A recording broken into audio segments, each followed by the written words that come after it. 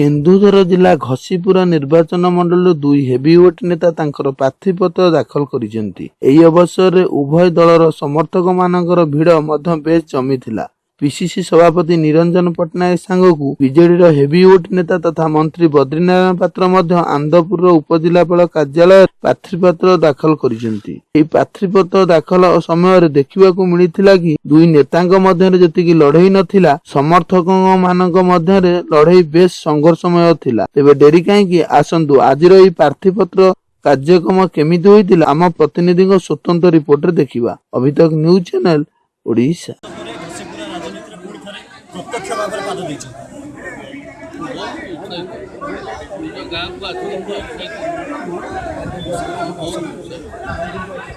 आशावादी अच्छा चलित निर्वाचन को कांग्रेस कर्मी उत्साह देखुं प्रबल आग्रह आम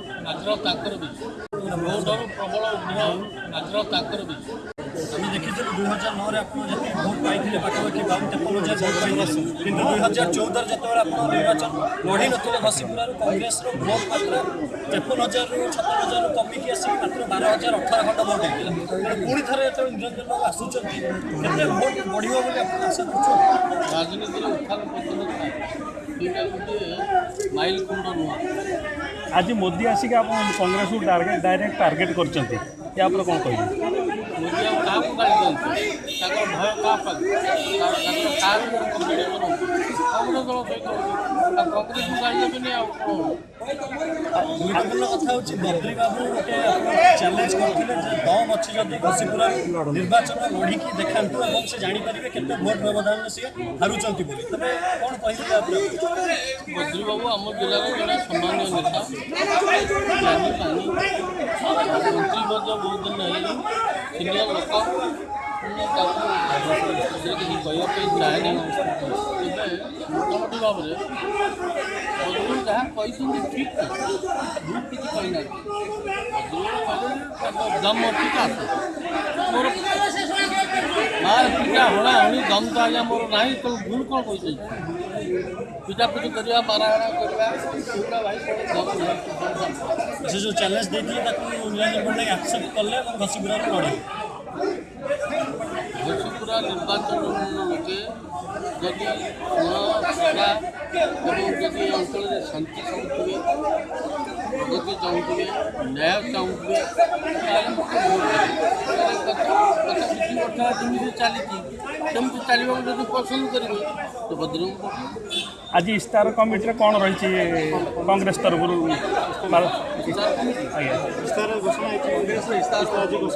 दिल्ली इस्तार कमिटी आम ओडार बड़ा स्पष्ट जे आम बहुत गुरुत्व कर चाषी मान 70% चाषी राज्यर अर्थनीति विपर्यस्त चला देशर मध्य आम निष्पत्ति चाषी ऋण 2 लाख टका पर्यटन छाड़ कर प्रत्येक चाषी जमीरे सोलार पंप दौ धान छड़ा अन्य चाष करने 5 वर्ष पर्यंत आर्थिक साहाय्य एत व्यतीत 2,600 टकर धान किणी आम प्रथम कार्य। द्वितीय कार्य युवक मैंने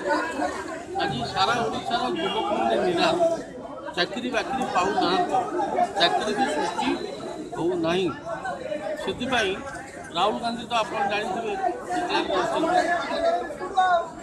भत्ता पे भत्ता भत्ता दिज्व एत व्यतीत आम ग्यारंटी कार्ड इश्यू करूँ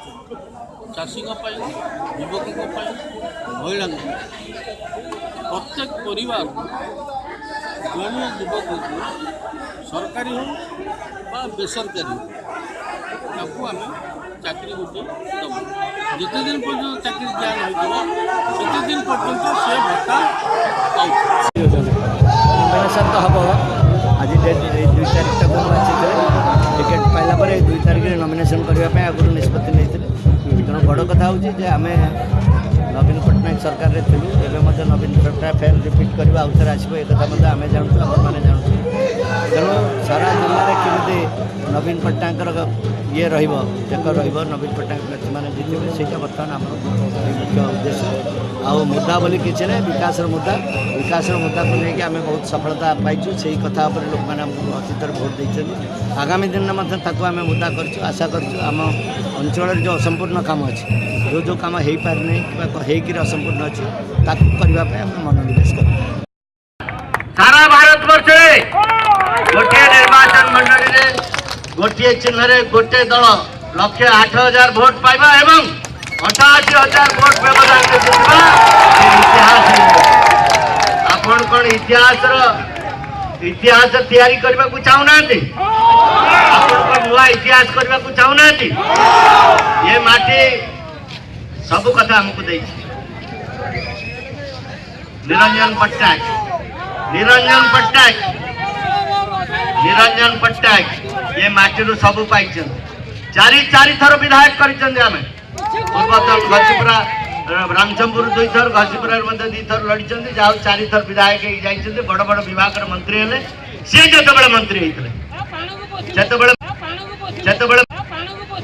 मुख्यमंत्री ससुर जानकी पट्टनायक थे, रेवेन्यू मिनिस्टर थे, इंडस्ट्री मिनिस्टर थे, एनर्जी मिनिस्टर थे, वाटर रिसोर्सेज मिनिस्टर। ये सब विभाग दायित्व नहीं करे से चाहिए सारा केन्दुझर जिला विकास शीर्ष पहुंची पारि भले कि भाई माने भले कि क्षमा करवा ये माटी सब पाइला विधायक है मंत्री है सुपर चीफ मिनिस्टर बोली कहीकि सब क्षमता भोग कला से माटी के अणदेखा कला। ये माटीर किसी विकास माटी सब देला विनिमय माटी किसी पाई केन्दुझर माटी आज दरिद्र है शिल्प कले खड़ी खादान मालिक हेले अजस्र संपत्ति रोजगार कले सब भाई मान को कोटिपति कले से निजर भाई हूँ दादा पुआ भाई मैंने हूँ तो मामू पुआ भाई मैंने हूँ आज 20-25 भाई कोटिपति सारा राज्यर अधा संपत्ति ये कथा कौन अस्वीकार कर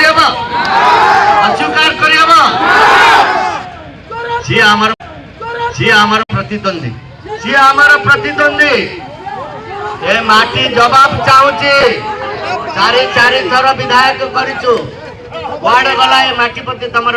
कृतज्ञता कौन विनिमय अवदान तम आमे किछि कहूना सब आपण कथा अभी तक न्यूज चैनल ओडिया एक 24 घंटिया समालोचनामूलक चैनल